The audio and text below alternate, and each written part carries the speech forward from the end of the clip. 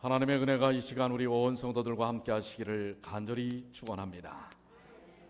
오늘 이 시간 저는 하박국 3장 17절로 19절에 있는 말씀을 통하여 하나님으로 인하여 기뻐함이라고 하는 말씀을 나누기를 원합니다. 우리 본문의 말씀 이미 우리 심정순 집사님이 읽어주셨는데요. 한 번 더 읽겠습니다. 비록 무화과 나무가 무성치 못하며 포도나무에 열매가 없으며 감람나무에 소출이 없으며 밭에 식물이 없으며 우리의 양이 없으며 외양간에 소가 없을지라도 나는 여호와를 인하여 즐거워하며 나의 구원의 하나님을 인하여 기뻐하리로다. 주 여호와는 나의 힘이시라. 여러분들 정말 이런 일이 일어나면 여러분들 기뻐하실 수 있습니까? 무화과 나무에도 포도나무에도 감람나무에도 열매가 하나도 없는 것입니다. 그리고 정작 목동의 집에 우리에는 양이 없고 외양간에 소가 없습니다. 그렇다면 여러분들 행복하실 수 있겠습니까? 어떻게 보면 오늘날 세상에 많은 사람들은 이런 것들이 가득가득 채워져야 행복하다고 생각하는 사람들입니다. 여러분들 지금 저 동부에 우크라이나라고 하는 데에 지금 상당히 큰 전쟁이 지금 일어날 조짐들이 있고 또 이미 그 나라의 대통령이었던 야누코비치라고 하는 사람은 그야말로 도망가고 말았습니다. 그런데 이 야누코비치가 살았던 대통령궁이 어느 정도였는가? 그의 그 각 방마다 그리고 창고마다 차고에 가득가득 채워졌던 것들이 무엇인가? 그가 지난 2월 22일 이제 그의 집을 버리고 도망갔을 때 거기에 그 호화 저택의 이름이 메지히라라고 하는 곳입니다. 메지히랴. 발음도 좀 쉽지 않아요. 그런데 이 메지히랴에 있는 밖에서 우리 지금 그 반정부 시위대들이 그래도 이것은 국가재산이기 때문에 보존을 해야 된다 하면서 안을 들여다보는 장면입니다. 그런데 이 안에 얼마나 멋진 대리석과 상들예로 그리고 조명으로 이루어진 이런 방들이 어마어마하게 많다고 하는 것입니다. 이 메지히랴의 넓이는 141만 6,400 스퀘어핏, 여의도 면적의 절반 수준입니다. 이 대통령 궁이 한국의 여의도의 절반이에요. 그리고 서울대 관악 캠퍼스하고 맞먹는답니다. 한국에 있는 최고의 대학인 서울대 관악 캠퍼스와 맞먹고 거기에는 5m의 담장이 쳐져 있어서 아무도 그 최측근 외에는 접근을 할 수가 없었던 곳입니다. 이 야누코비치가 스포츠를 좋아했기 때문에 저택 안에는 상상할 수 없는 스케일의 그런 각종 시설들이 구비되어 있었습니다. 골프장, 그러니까 집안에 골프장이 있었고 테니스 코트, 승마장, 사격장, 사냥터, 요트 성착장, 개인 복싱 링까지 있었다고 하는 것입니다. 이 독재자의 삶이 이렇습니다.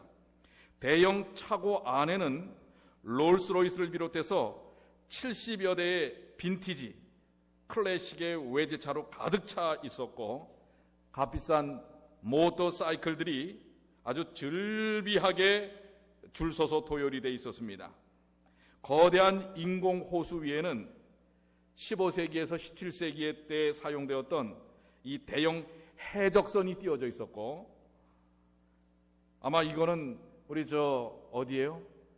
디즈니랜드나 디즈니 월드나 가야 있을 만한 그런 범선이 인공호수에 띄워져 있었다고 하는 것입니다. 그만을 위한 개인 동물원에는 타조와 공작새가 뛰놀고 있었고 또한 사저에는 개인, 참 창피합니다, 예배당이 있었습니다. 물론 그는 캐톨릭 계통의 신앙인이었지만은 그리고 수많은 성화와 금으로 치장한 단상이 중세의 성당 못지않은 그런 웅장함을 자랑했다고 하는 것입니다. 그렇습니다. 세상 사람들은 이런 것들이 가득가득 채워져야 행복한 인생이라 생각하고, 그 우크라이나의 30%가 빈민입니다.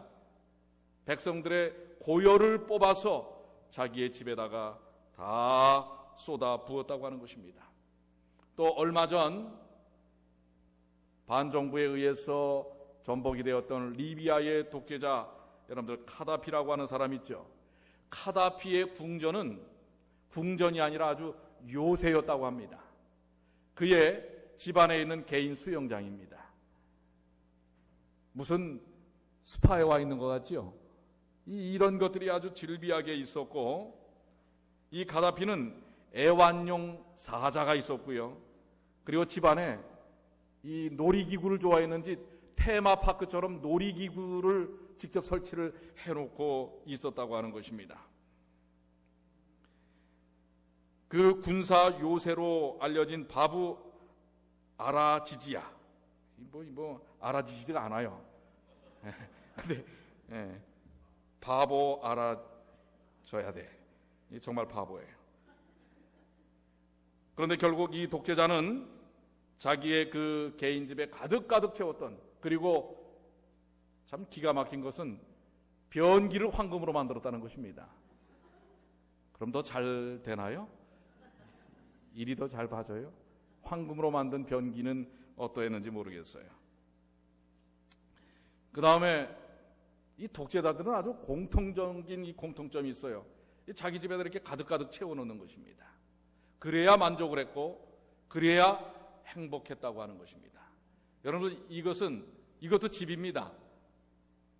이건 누구의 집이냐면은 여러분들 잘 아시는 사담 후세인, 바로 이라크의 전 대통령의 집이었는데, 이 사람은 바벨론의, 우리 다니엘서에 나오는 바벨론의 왕이었던 느부갓네살의 영화를 되찾겠다고 느부갓네살의 텔이 있었던 유적지 위에다가 자기의 별장을 진 겁니다. 이런 별장이 여러 개가 있었다고 하는 것입니다. 완전히 궁전 같죠? 이 유적 위에 6천만 개가 넘는 벽돌로 지어진 집입니다. 6천만 개의 벽돌로 지어진 것입니다. 그리고 이 크기는 축구장 5개의 넓이를 합쳐놓은 것입니다. 축구장 5개요. 그 다음에 마을 주민 주변의 사람들이 접근하지 못하게 하기 위해서 1000여 명의 마을 주민들을 다른 데로 다 이주를 시켜버렸습니다. 그리고 4층 높이의 건물에는 느부갓네살의 궁궐과 똑같이 600개의 방이 있었고, 저 안에 600개의 방이 있습니다. 그리고 바닥에 깔린 대리석의 넓이만 수만 스퀘어 핏이고, 벽면에는 고대 바벨론과 바벨탑에 그린 벽화가 그대로 새겨져 있었고, 그야말로 금장으로 장식해 놓은, 예전에 여러분 다니엘서에 나오는 것처럼 금나라라고 하지 않았습니까? 그 위엄을 되살리기 위해서 금장으로 모든 것들을 치장하고 금장 장식으로 가득 채웠다고 하는 것입니다. 수십 개의 별장 중에 하나입니다. 이런 게 가득 채워야 만족하고 행복하다고 생각하는 사람들의 모습입니다. 벌써 오래전 일이지만 필리핀에 누구요? 대통령 부인이었던 마르코스의 부인 이멜다의 3000개의 명품 구두입니다. 한 개도 수만 불씩 하는 그런 명품 구두로 가득 채워져 있는. 그런데 여러분들, 지금 현재 그 카다피가 살았던데, 또 후세인이 살았던데, 이런 곳은 지금 동물 경매장으로 바뀌거나 기념관으로 바뀌고 말았습니다. 탐욕의 끝이 없습니다. 그런 것들이 가득 채워져야 우리는 인생이 행복하다고 여깁니다. 그런데 성경은 뭐라고 얘기를 하고 있어요? 무화과 나무에 포도나무에 감람나무에 열매가 없고 우리의 양이 없고 외양간에 소가 없을지라도, 이거 상상이 되는 얘기일까요? 어떻습니까? 그런데 여러분들, 이 이야기는 멀리서 찾아볼 필요가 없어요. 얼마 전에 저는 아직 보질 못했지만 기사를 통해서 접근했는데 한 다큐멘터리 영화가 나왔는데 탐욕의 제국이라고 하는 영화입니다. 다큐멘터리예요. 여기에는 이 다큐멘터리는 한 장의 사진으로 시작합니다. 여러분들 우리 동포들입니다. 어디서 일했던 사람들인 줄 아십니까? 삼성 반도체에서 일했던 사람들입니다. 여러분들이 들고 있는 삼성 셀폰 또 갖가지 전자제품, 어떻게 보면은 삼성 이 제품들은 지금 아주 세계적인 그런 선풍적인 인기와 또 영향력을 미치고 있습니다. 그런데 그 뒤에는, 후면에는 아주 어두운 구석이 있다고 하는 것입니다. 여기에 나와 있는 사람들의 내용을 살펴보면 눈만 보이는 하양색 방진복을 입은 이들은 다름 아닌 삼성 반도체에서 일하다가 직업병을 얻은 노동자들입니다. 여기에서는 이렇게 소개를 합니다. 갑작스레 발병한 백혈병으로 미래에 대한 꿈을 접어야 했던 황유미 씨의 아버지 황상기 씨가 있고요.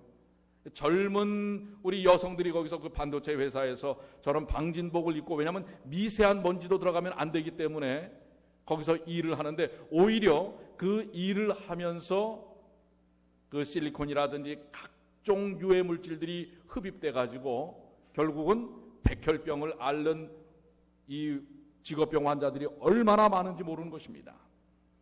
그 다음에 뇌종양 수술의 후유증으로 눈물을 흘리지도 말을 하지도 걷지도 못하게 된 한혜경 씨, 그 중에 한 분입니다. 어떤 분인지는 잘 몰라요 제가. 그러나 그렇게 소개하고 있습니다. 살아남아 있는 동안 남들 다 가보는 청계천에 한번 가보고 싶다는 이윤정 씨, 동료의 죽음을 슬퍼할 틈도 없이 유방암을 선고받은 박민숙 씨, 두 아이를 위해 남편의 죽음을 반드시 규명하겠다고 나선 정애정 씨 등 각각 앓고 있는 병은 다르지만 이들이 전하는 메시지는 한결같습니다. 전하는 메시지가 뭔지 아십니까? 억울하게 피해를 입었다는 사실을 알리고 회사의 사과를 받고 싶다입니다. 그런데 아직 사과를 못 받고 있어요. 보상도 제대로 못 받고 있습니다. 그 거대한 매스미디어의 첨단 과학의 제국인 삼성의 어두운 뒷면에는 이런 부분이 있다고 하는 것입니다. 한국에서 가장 많이 매출을 올리고 삼성 직원들의 연봉이 가장 높습니다. 그러나 그들의 지갑은 가득 채워졌는지 모르지만 오히려 그들의 지갑을 채우는 일에 희생당한 이 수많은 사람들은 아픔과 고통과 누구도 알아주지 않는 절망 속에서 사라져 가고 있다고 하는 것입니다. 그야말로 탐욕의 제국 아니겠습니까? 자기의 지갑을 배불리기 위하여 다른 사람들의 피해와 고통을 알아주지 않는 것입니다. 오늘날 세상은 이렇게 채워지고 있습니다. 내 집이 가득 차야, 내 주머니가 두둑해야, 내 어카운트에 밸런스가 높아야 우리는 행복한 인생이라고 생각하고 다른 사람은 어찌 되든지 그것을 위하여 추구하는 인생이 오늘날 우리들의 삶의 모습입니다. 어때요? 여러분들은 어떠십니까? 여러분들은 지금 즐거우시고 기쁘십니까?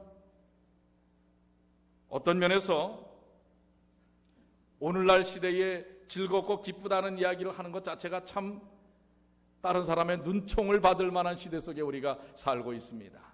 경기는 어렵고 날씨도 춥고 젊은이들은 직업을 구하지 못하고 허덕이는 참 암울한 그런 세상 속에 우리가 살고 있습니다. 맨하탄의 다운타운에는 많은 가게들이 문을 닫아버렸습니다. 또 사람들은 점점 나이가 먹어가면서 몸도 아프고 외롭고 쓸쓸해 지쳐서 어찌할 바를 모르고 사는 그런 삶 속에 우리가 살고 있습니다. 있어야 할 것이 있지 못하기에, 채워져야 할 것이 채워져 있지 못하기에 어떤 면에서는 행복하지 않는 그런 시대 속에 우리가 살고 있습니다. 그런데 성경은 뭐라고 얘기해요? 그런 것들이 채워지지 않았어도 없을지라도, 외양간에 소가 없을지라도, 목자에게 정말 그랬을 때 행복할 수 있을까요? 농부에게 포도나무에 포도송이가 없을 뿐만 아니라 포도가 다 말라 비틀어져 갈지라도 행복할 수 있을까? 여러분은 어떠십니까? 여러분은 그럴 때 정말 행복할 수 있으시겠습니까?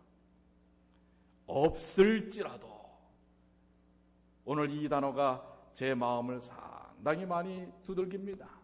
없을지라도, 있지 않을지라도, 상식적이지 않을지라도 즐거워하며 기뻐할 수 있을까? 저는 여러분들에게 한 이야기를 더 들려드리고 싶습니다. 제가 알고 있는 한 우리 재림 성도의 이야기입니다. 그는 한평생 포도 농사를 짓는 농부였습니다. 그의 포도원은 정말 주렁주렁 가을만 되면 얼마나 풍성한 거봉이라고 하는, 여러분들 거봉 아십니까? 아주 이 알갱이가 이렇게 큰, 그건 정말 한 송이만 먹어도 배가 부릅니다. 제가 종종 이 포도식을 할 때 그 거봉으로 포도식을 합니다. 그거는 정말 먹어도 해볼만 해요. 그렇게 풍성한 이 수확을 거뒀던 포도원이었습니다. 그런데 어느 날 갑자기 그의 포도원 위에 산을 깎고 싱크대와 주방 기기들을 만드는 큰 공장이 산을 깎고 들어왔습니다. 그 들어올 때 뭔가 그렇지 않아도 마음에 큰 염려와 부담이 생겼습니다. 아니나 다를까 그해 여름에 그만 그 회사가 배수로를 제대로 잘, 큰 회사지만은 이 산을 깎아서, 이 경사면을 깎아서 만들어 놓은 거기 때문에 거기에 많은 토사들이 쌓여 있었는데 배수로를 제대로 만들어 놓지 않고 그해 여름 장마철을 지냈는데, 아니나 다를까 이 배사면에 있던 쌓여있던 흙더미들이 그대로 어디로 흘러내려온 거예요? 이 우리 재림 성도의 포도원으로 그대로 흘러내려와서 포도밭에 토사가 가득 쌓이니까, 여러분들 이 포도가, 이 새로운 토사가 갑자기 밀려오니까 죽어버리기 시작하는 것입니다. 이제 그해 포도송이가 많이 달렸는데 토사가 내려온 이후에 포도송이들이 점점 마르기 시작하는 것입니다. 그러더니 심지어는 이제는 포도송이만 마르는 게 아니라 가지까지 하얗게 말라 죽어가는 것입니다.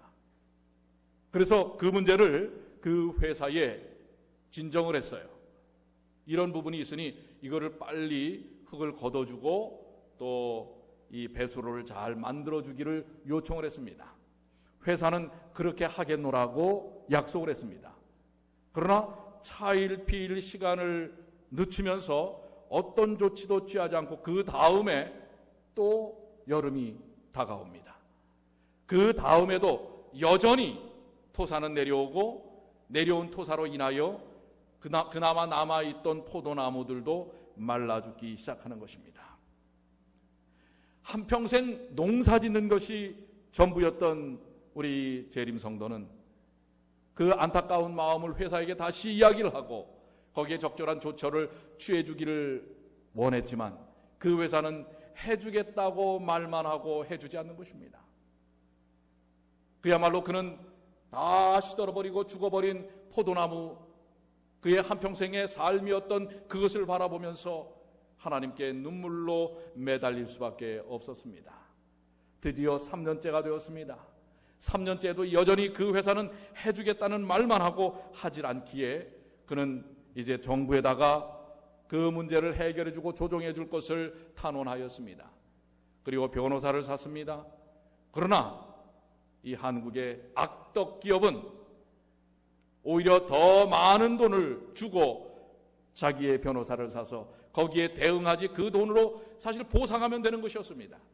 보상을 하지 않고 오히려 그 땅마저도 자기들이 흡수하려고 하는 음모를 갖고 있는 것입니다. 이럴 때 재림 성도였던 우리 이 가족은 하나님께 눈물로 기도하며 매달렸습니다. 그야말로 오늘 하박국서에 있는 말씀처럼 포도나무에 열매가 없으며 그 순간 믿음의 큰 손해를 볼 수 있었을 것입니다. 신앙을 포기할 수도 있었을지 모릅니다. 하나님이 살아계신다면 이렇게 하실 수 있습니까? 그러나 그는 하나님께 모든 것을 내어 맡기고 기도하고 하나님의 방법으로 그것을 해결해 나가기를 원하였습니다. 결국 4년째에 그 문제가 조절이 되기는 했지만은 그러나 그는 이제 그 삶의 터전이었던 그곳을 떠날 수밖에 없게 되었습니다. 농사 짓는 것이 전부라고 생각했던 인생, 그리고 그것을 떠나서 얼마 되지 않는 돈이지만 그 돈을 가지고선 과연 그 한평생의 삶을 보상받을 수는 없는 것이었습니다. 그렇지만은 그는 하나님께 내어 맡겼습니다. 그 어두운 순간에도, 고통의 순간에도, 나무가 말라 비틀어지고 죽어가고 땅이 척박해지는 그 상황에도 한 번도 하나님께 원망을 돌리지 않았습니다. 그는 그것이 그의 인생의 전부였지만 오히려 그 일을 통하여 하나님께 매어 달리는 일을 통해 지금 그에게는 두 아들이 있었습니다. 한 아들은 천령 선교사를 갔다 와서 독일에서 공부를 하고 지금 현재 독일에서 잘 살고 있습니다. 둘째 아들은 호주에서 항공 계통의 학교를 나오고 지금 현재 미국의 저 캐롤라이나 쪽에서 버지니아 가까이에 있는 그쪽에서 또 아주 신앙생활을 잘 하면서 살고 있습니다. 농사만이 한평생의 꿈이라고 생각했고 그것만이 할 줄밖에 할 수 있는 것이 없다고 생각했던 이 재림 농부는 지금 현재 복음을 증거하는 일을 가장 우선으로 삼는 삶을 살고 있습니다.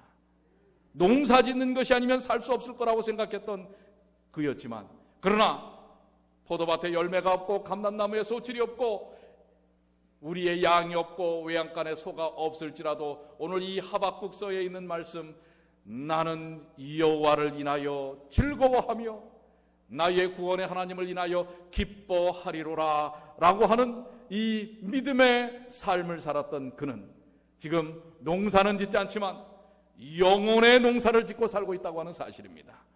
그러면서 고백하기를, 오히려 그때는 매우 절망적인 것 같이 느껴졌지만 그러나 하나님은 살아계시고 하나님을 믿기에 하나님께서 인도하실 줄을 확신했다고 하면서 오늘 지금의 삶에 더 감사합니다. 오히려 이제 제가 복음을 전하는 일에만 전념하는 삶을 살 수 있게 된 것을 감사합니다 라고 고백하고 있는 것입니다. 그렇습니다. 우리 세상의 가치는 가득 채워져야 행복한 것입니다. 모르겠습니다. 오늘 그리스도를 믿는 여러분과 저도 우리의 주머니가 가득 채워져야 하고 우리의 삶이 가득 채워져야 행복하고 기쁜 인생인지 모르겠습니다. 그러나 주님은 우리에게 말씀합니다. 없을지라도 즐거워하며 기뻐하리로라. 오늘 그 삶을 하나님의 백성들이 살기를 원한다고 하는 것을 기억하시게 되기를 바랍니다. 왜냐하면 누구로 인하여? 여호와로 인하여, 구원의 하나님을 인하여 그러할 수 있다고 하는 것입니다. 그때 당시에는 인간적 관점에서 보면 가장 절망입니다. 아무것도 할 수 있는 것이 없다고 보여집니다. 그러나 그것은 오히려 그의 인생의 새로운 도전과 변화와 하나님의 놀라운 섭리를 허락해 주신다고 하는 것입니다. 이사야 41장 17절, 가련하고 빈핍한 자가 물을 구하되 물이 없어서 갈증으로 그들의 혀가 마를 때에 나 여호와가 그들에게 응답하겠고 나 이스라엘의 하나님이 그들을 버리지 아니할 것이라. 오늘 여러분들 이 사실을 믿으십니까? 오늘 이 사실에 대한 확신을 갖게 되시길 바랍니다. 진정한 신앙인의 믿음이란 이 세상의 것이 가득 채워져서가 아니라 그런 것이 없을지라도 하나님으로 인하여 기뻐하고 즐거워할 수 있는 것이라는 것을 기억하시게 되길 바랍니다. 그것이 바로 믿음입니다. 오늘 특별히 오늘날의 이 시대 속에서 우리들이 갖는 신앙의 모습은 바로 이것이 되어야 할 것입니다. 결국 그렇게 가득가득 채웠던 우크라이나의 대통령도, 가다피도, 또한 사담 후세인도 다 어떻게 됐습니까? 그것이 그들의 인생을 해결해 주지 못하는 삶, 오히려 더 처절한 인생을 갖고 있는 것입니다. 삼성의 영화가 있다 할지라도 이런 어려운 사람들에 대하여 돌보지 않는다면 그 탐욕의 제국은 결국 뭐예요? 형제들끼리 싸우고 있지 않습니까? 여러분 아십니까? 이건희 씨와 이맹희 씨가 이건 형제도 아니에요. 죽자자자 싸우고 있습니다. 그것을 통해서 얻을 수 있는 게 무엇일까요?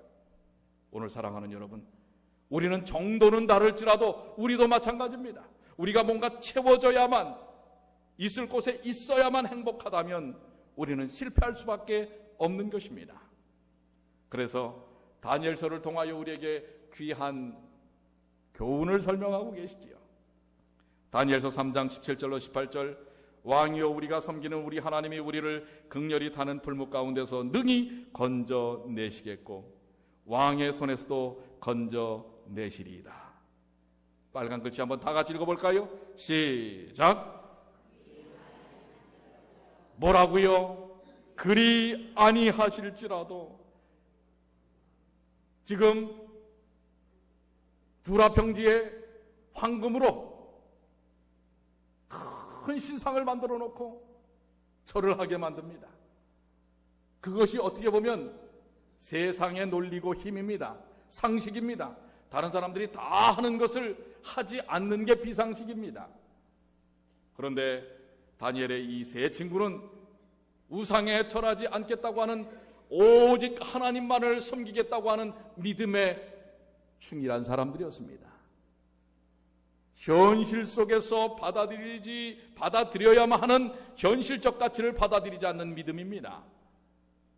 그러나 그 믿음을 통하여 하나님께서 그런 위기 상황에서 풀무불에서 집어 던져지지만 거기서 죽을지라도 하나님께서 그 불 가운데서 건져내시지 않을지라도 나는 이 믿음을 포기하지 않겠습니다. 오늘 이것이 21세기를 사는 여러분과 저의 삶 속에서 필요되는 믿음이 아닌가 생각이 됩니다. 우리는 갖춰져야 믿음도 있다고 착각을 합니다. 축복을 받아야 우리는 하나님께서 나를 사랑하시는 것이라고 오해하기도 합니다.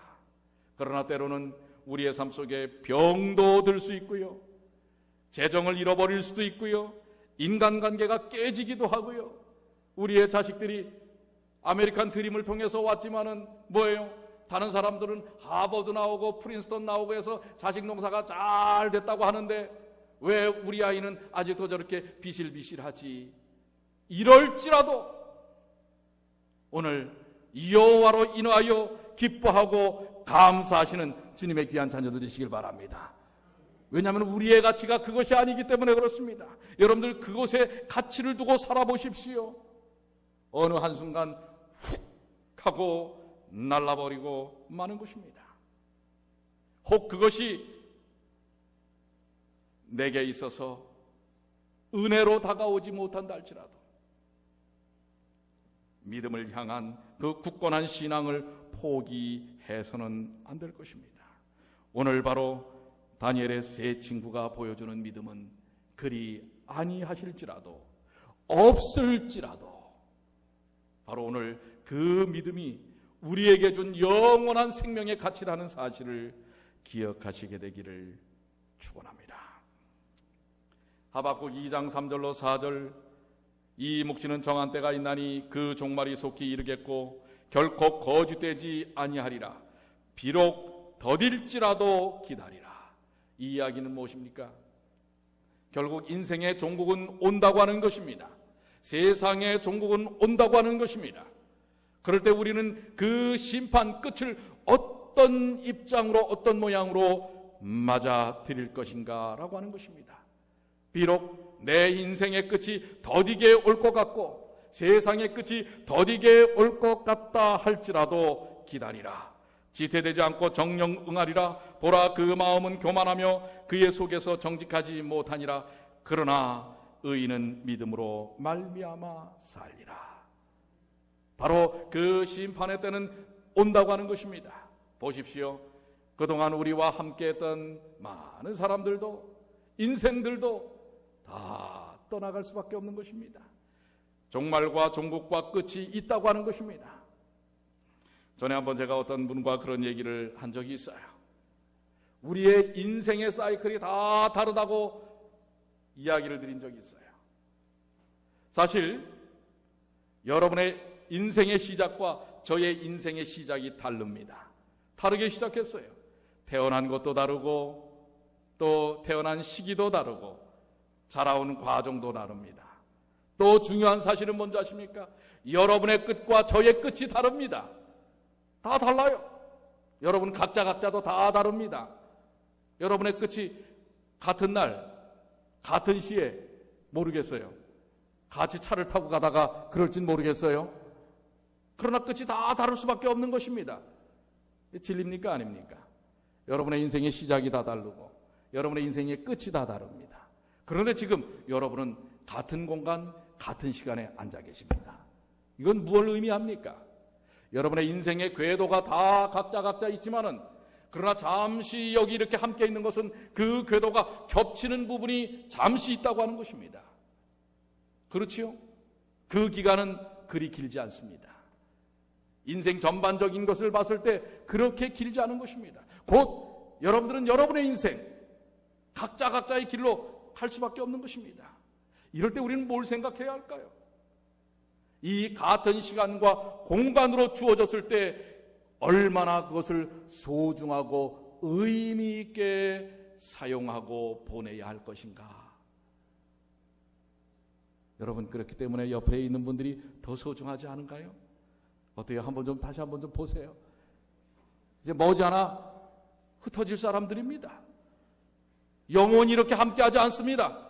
물론 이 땅에서는 오직 하늘의 소망, 여러분과 저를 영원 속에서 들어세우는 단 한 가지의 요건은 바로 이 말씀 때문에 그렇습니다. 의인은 무엇으로 말미암아 살리라? 믿음으로 말미암아 살리라. 이것이 여러분과 저를 하늘에서 영원히 함께할 조건인 것입니다. 그것을 위하여 오늘 이렇게 한 믿음의 공동체로 사는 잠깐의 이 땅에서의 접촉을 의미 있고 사랑스럽고 따뜻하게 보내시게 되길 바랍니다. 그러니 여러분들 말 한마디 하시더라도 상대편 입장 생각해서 얘기하세요. 내 입장에서 얘기하지 말고. 아멘 하는 분들은 뭔가 의미를 아시는 것 같아요. 누구 입장에서? 상대방의 입장. 그래서 상대방이 그것을 받아들일 수 없을 것 같으면 이야기하지 마세요. 그것은 은혜가 아닙니다. 사랑이 아닙니다. 자, 우리는 다 이렇게 연약한 인생들입니다. 채우려고 해도 채울 수 없어요. 롤스로이스를 비롯해서 70대의 차를 채워놨으면 뭐합니까? 그 차가 10년 후에 내 차 하던 게, 이게 누가 많이 쓰는 표현이냐면 신재훈 목사님이 자주 쓰는 표현이에요. 내 차 하던 게 내 차입니까? 내 집 하던 게 10년 후에 내 집일까요? 우리에게 주어진 것들은 다 뭐예요? 아무리 채우려고 채워도 채울 수 없는 것입니다. 그렇기 때문에 여러분들, 그런 것들이 없어도 반대로 똑같은 것입니다. 채워지지 않고 채워도 마찬가지고 채워지지 않아도 여러분들 낙담하고 실망하지 말라고 하는 거예요. 왜요? 믿음을 통하여 하나님은 우리에게 영생을 채워줬다는 사실을 기억하시게 되길 바랍니다. 오늘 그것이 있기 때문에 여러분과 제가 신앙생활할 이유가 있는 것입니다. 오늘 예배드리는 이유가 있는 것입니다. 오늘 이 자리에 나와서 하나님께 경배하는 이유가 무엇입니까? 채울 수 없는 그 어떤 것들을 채워주십시오 하기 위해서 이 자리에 앉아있는 게 아닙니다. 이미 여러분과 저는 우리의 행위에 전혀 상관없이 하나님께서 은혜로 구원을 베풀어주고 계시다고 하는 것입니다. 이것을 믿음으로 뭐하기만 하면 돼요? 뭐하기만 하면 돼요? 받아들이기만 하면 되는 것입니다. 그러니까 그 재림 농부도 포도밭이 그의 인생의 전부가 아니라는 사실을 깨달았기 때문에 오직 하나님 안에서 포도밭이 다 시들어가도 기뻐하고 즐거워할 수 있었던 것입니다. 사도 바울은 고린도후서 12장 9절로 10절에 그래서 이렇게 고백합니다. 한번 다 같이 한번 읽어볼까요? 하나님의 말씀에는 생명의 능력이 있습니다. 오늘 이 말씀이 여러분의 고백이 되시길 바랍니다. 내게 이르시기를, 시작. 내게 이르시기를 내 은혜가 내게 족하도다. 이는 내 능력이 약한 데서 온전하여 짐이라 하신지라. 이러므로 도리어 크게 기뻐함으로 나의 여러 약한 것들에 대하여 자랑하리니 이는 그리스도의 능력으로 내게 머물게 하려 함이라. 그러므로 내가 그리스도를 위하여 약한 것들과 능욕과 궁핍과 핍박과 곤란을 기뻐하노니 이는 내가 약할 그때에 곧 모함이니라. 이게 말이 되는 얘기입니까? 오히려 핍박과 곤핍과 곤란과 능욕, 약한 것, 이런 것들이 은혜가 된다고 하는 얘기입니다. 왜요? 내가 약할 때 모함이니라, 강함이니라. 오늘 포도나무에 포도가 없어도 감람나무에 감람나무가 없어도 우리의 양이 없고 외양간에 소가 없어도 행복한 것은, 기뻐할 수 있는 것은 오히려 그것이 없기에 주님만을 의지하는 것입니다. 주님만을 붙드는 것입니다. 왜요? 여호와는 나의 힘이 되시고 나의 능력이 되시기 때문에 그렇습니다. 그러니 여러분의 집에 채워지지 않은 것들이 있다고 해서 낙담하지 마십시오. 오히려 감사하십시오. 기뻐하십시오. 자식 농사 잘못했다고 해서 애달파하지 마시라 말해. 그건 모르는 거예요. 여러분들 통장에 잔고가 없다고 해서 애달파하지 마십시오.